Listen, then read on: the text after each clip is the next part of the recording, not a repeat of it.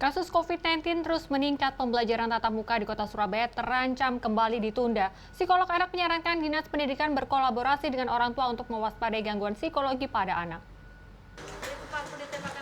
1 tahun lebih, pelajar tingkat sekolah dasar hingga menengah pertama di kota Surabaya menjalani pendidikan daring dan hybrid. Rencananya, pemerintah kota Surabaya akan membuka pembelajaran tatap muka pada awal tahun pelajaran baru, Agustus mendatang.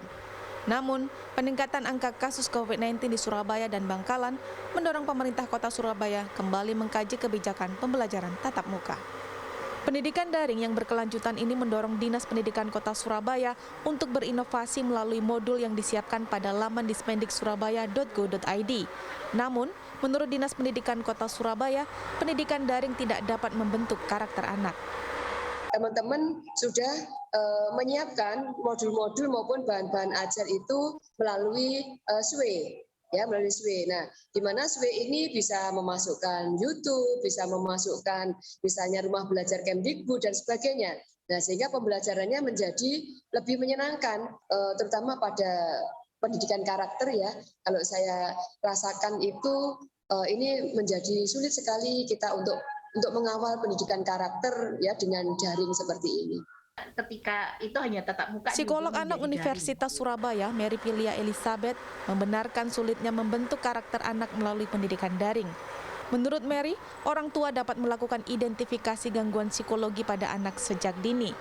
Ketika anak mulai mengurangi interaksi dengan orang di sekitar dan tidak banyak bicara, sibuk dengan gadget dan lebih banyak menghabiskan waktu dengan media sosial, maka orang tua patut menduga bahwa anak mengalami depresi ringan. Pada pertengahan tahun 2020 hingga Juni 2021 ini, Mary mengaku banyak mendapat kunjungan pasien pada usia 15 sampai 18 tahun. Banyak kasus-kasus yang saya temui selama pandemi ini, anak-anak umur sekian itu yang sekitar 15-18 tahun ya, jadi sekitar SMP sampai SMA ini, mereka mengalami depresi. Depresi yang sampai kemudian muncul perilaku self-injury, gitu ya, melukai dirinya sendiri. Baik melukainya itu dalam bentuk cutting ataupun melukainya itu cutting motong gitu ya, mengiris, atau dia dalam bentuknya adalah self-destruktif. Jadi self-destruktif itu dia mengucapkan hal-hal yang berpikir dan mengucapkan hal-hal yang merusak dirinya, self-destruktif gitu, negatif self-talk.